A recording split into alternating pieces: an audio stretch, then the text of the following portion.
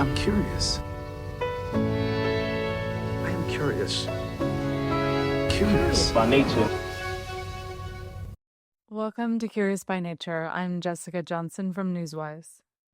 At first glance, it sounds like a tragic tale from a distant past. A dazzling 18th century socialite, adored for her porcelain skin, dies young. The secret to her beauty, a fatal cosmetic laced with white lead.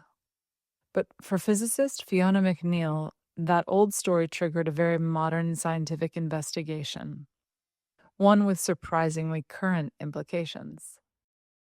A professor of physics and astronomy at McMaster University, Fiona has spent over 30 years studying lead poisoning, from its effects on women's health to its overlooked role in everyday products. But when she stumbled across the story of Mariah Gunning, the glamorous aristocrat whose beauty came at a deadly cost, Fiona's research took a sharp turn into the past. In today's conversation, she shares how a blend of science, history, and serendipity led her to uncover new insights into toxic ingredients in historical cosmetics, and why what's on your skin might be more dangerous than we once thought. Fiona, welcome. Can you start by introducing yourself? Hi, I'm Fiona McNeill. I'm a professor of physics and astronomy at McMaster University in Ontario, Canada. I am curious about why women would have chosen to wear white lead makeup. I'm curious about whether it was beautifying and whether it was actually toxic. And you are researching really interesting topics, and so I'd love to hear more about how you got into studying lead in makeup. Yes, it's my passion project. I love this project so much. It's so fascinating. I got into it by chance. I've been studying lead poisoning for over 30 years. As a physicist, what I was doing was building biomedical devices, and I was using them to study poisoning. And so had a lot of expertise in lead poisoning and had a big focus on women's health. My team and I had shown that women exposed to lead go through menopause early, and we'd done some studies showing that it's not great for women during pregnancy and it's associated with endometriosis. But I'd always been told it couldn't be absorbed through skin, and certainly not the forms used in makeup. And I came across the story of Mariah Gunning, who is this 18th century socialite. And the story about Mariah goes that she was this poor Irish girl who somehow managed to make a magnificent entree into London society. And she was so beautiful that even though she was penniless, the Earl of Coventry married her. But there was a dirty secret behind her beauty, and that was she was using white lead makeup. And she refused to give it up. And that this led to her dying tragically at the age of 27, leaving behind 3 small children. So it's a very romantic tale. And when I read the story, having studied lead poisoning for years, I had the whole, no, there's no way your makeup could kill you. I just couldn't believe it. And so I started researching it, and I discovered we actually just didn't know very much about it. And it has, over the last 5 years, now become everything that my lab does. From what I read about your work, the white lead makeup, I guess people then also thought that it wasn't poisonous if it was on the skin. Most people thought that? So most scientists thought that until recently. That was certainly what I had always been taught. We knew that certain forms of lead can cross the skin. So tetraethyl lead, the stuff that used to get added to gasoline, we knew that was poisonous and could cross the skin. And workers in the tetraethyl lead plants in the early 19th century died, or quite a few of them had psychotic episodes. So we knew there were some forms, but it was always said inorganic lead, and the white lead that is put into makeup is inorganic. It was just always assumed that it could not cross the skin. And when we've looked at it, it doesn't. If it's on its own and it's mixed with water, it doesn't really cross the skin. But it's not on its own when it's applied. in makeup. It gets mixed with other chemicals. And that's where we found that it actually can become a bit more dangerous. That if it's mixed with things like glycerol, which is one 19th century makeup, one famous 19th century makeup called Laird's Bloom of Youth, which was known to be toxic and have injured some women. Or mixed with things like vinegar, which is what they say Queen Elizabeth I wore. What we're finding is that can be quite toxic. It was actually probably quite benign, and that was something women would do is they'd wet their face and then they'd pat the white powder on and they'd let it sit. And apparently it would change color after the first 20 minutes and become something that was quite lovely. And they were probably quite safe as long as they didn't eat it. But as soon as you start, like makeup is always a mixture of things. Foundation is always a mixture of things. And as soon as you start doing that, you change the toxicity quite dramatically sometimes. If she had just put the water on the face and then the powder, she would have been okay. But She probably would have been okay as long as she didn't eat it.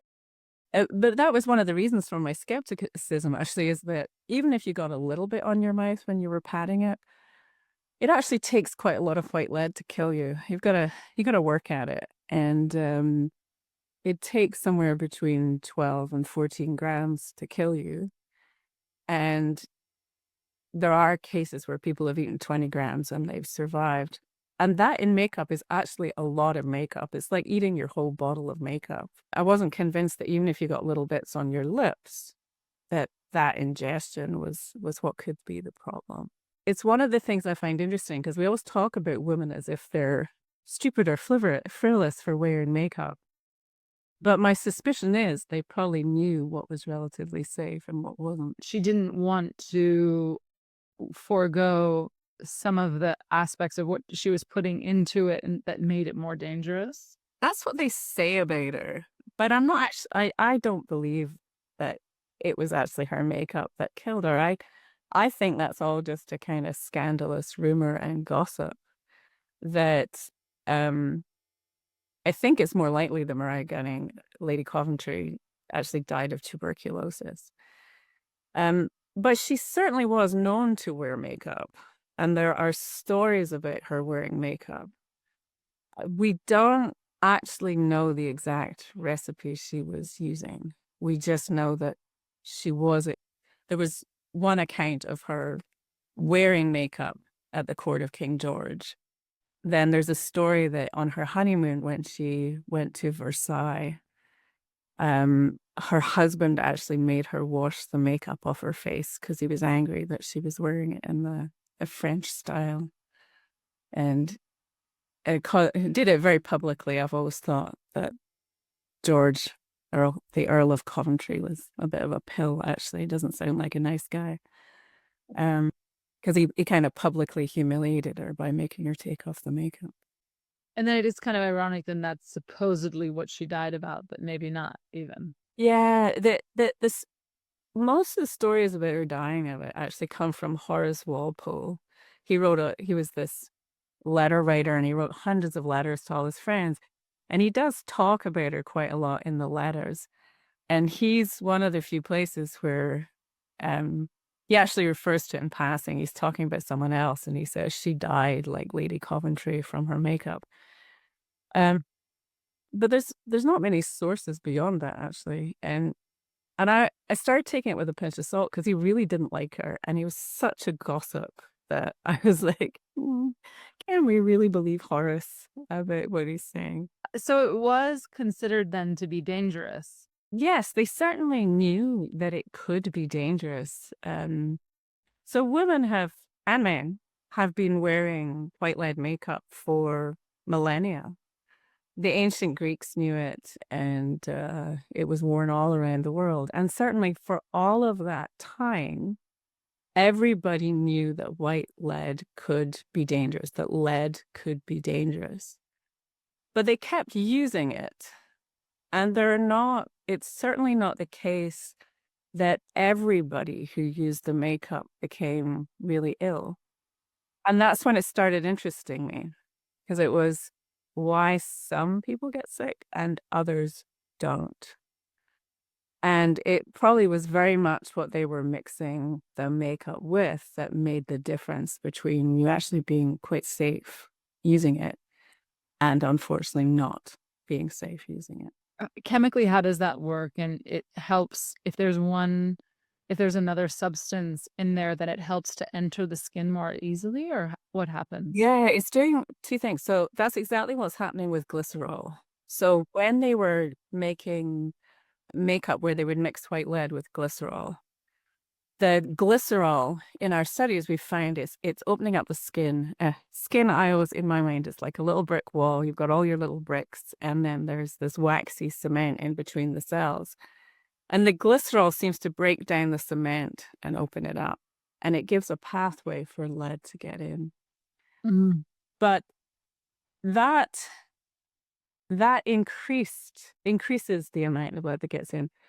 The more dangerous makeup is actually when they took white lead and mixed it with vinegar. Mm. And this is what I don't actually think they kind of been doing it, because our studies show that it would have been very dangerous. That what happens there is the vinegar breaks down the top layer of the skin. It's got acetic acid, which is an alpha hydroxy acid, like we still use today to exfoliate. So it breaks down this top layer of the skin and makes the skin more permeable. But it also reacts with the white lead, and it creates a different form of lead. It creates lead acetate, and lead acetate goes through the skin much more readily. So in that case, you've got two things going on. You've opened up the skin and you've changed to a more dangerous chemical, and it's the double whammy that makes that very, very dangerous. It's fascinating. And it's interesting that it's so many years later that you're able to see what the effects are and why maybe it was dangerous and the details about it.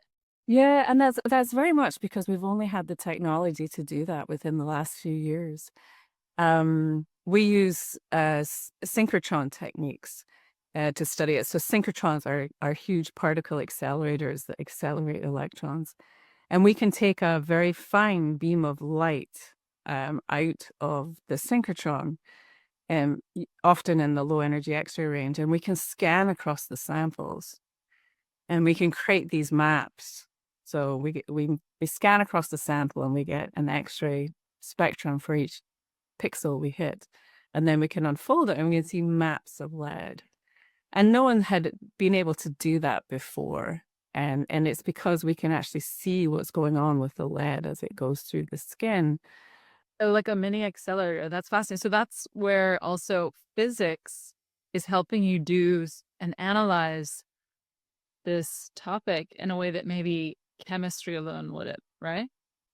Yeah, so I am what they call a medical physicist. So I've always applied physics in medicine.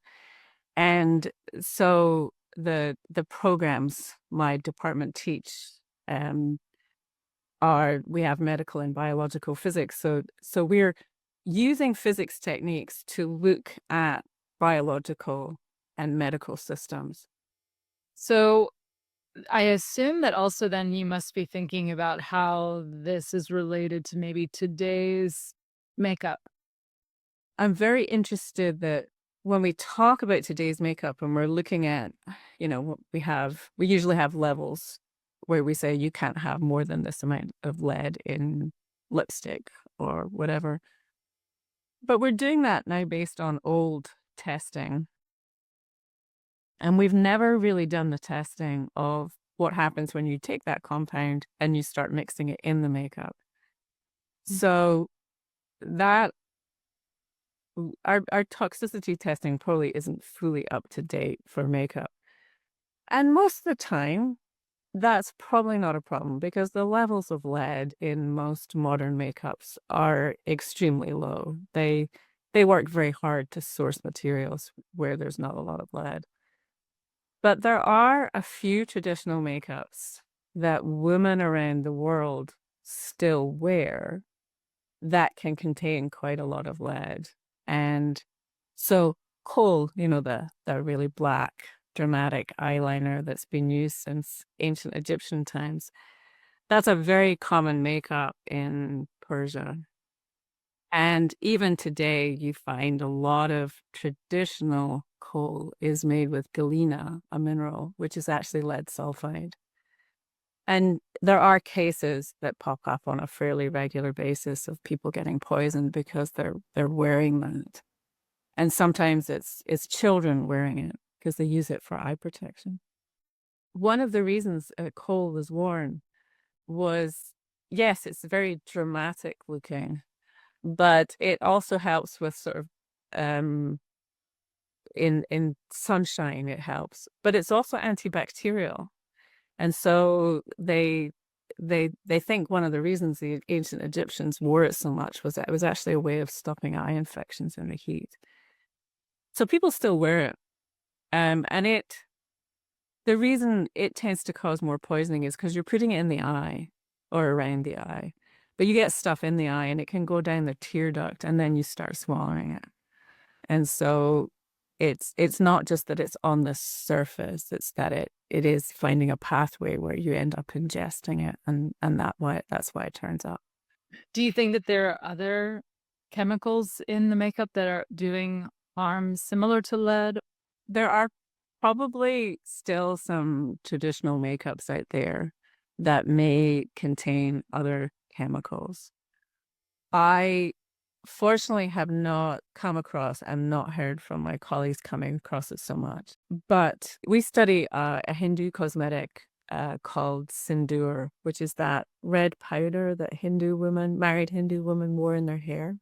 And it's this big signifier of being married status, because being a widow was so taboo. And we study it because some formulations of it had lead in it, lead tetroxide, which is this glorious orange color. But we do know that there's another form of sindoor that's a different shade of red, and it's a different shade of red because it's often got mercury in it.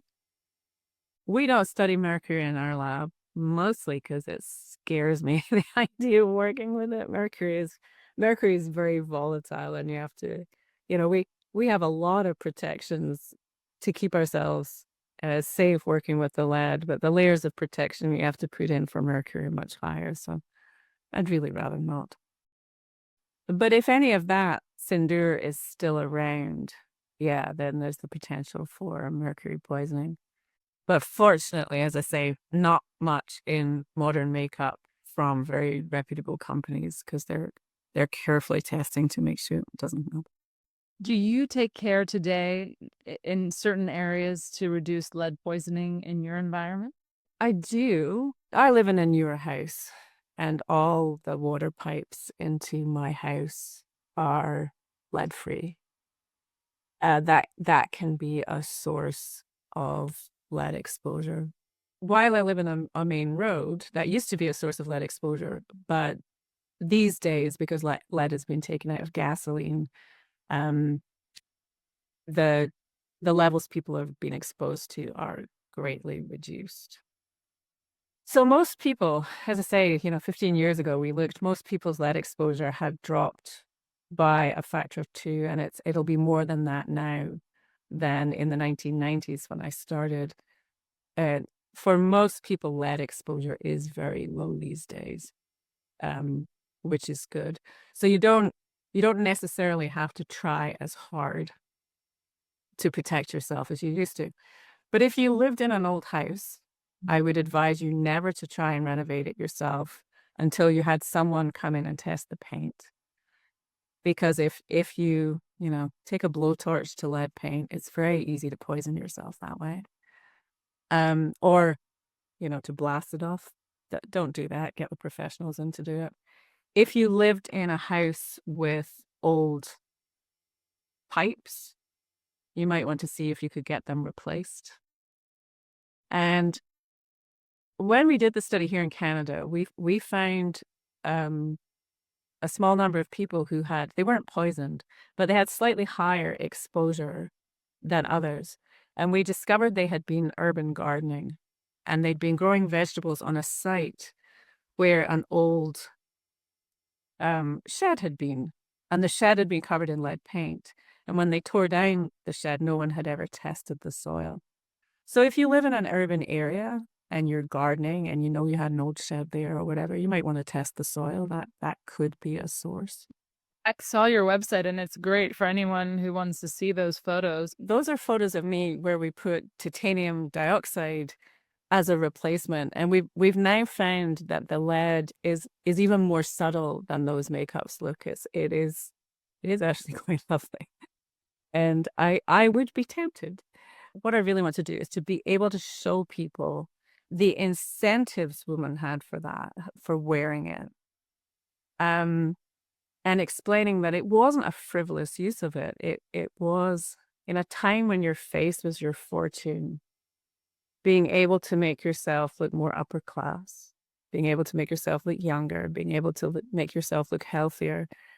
These were all major incentives for women. And that, the risks were variable.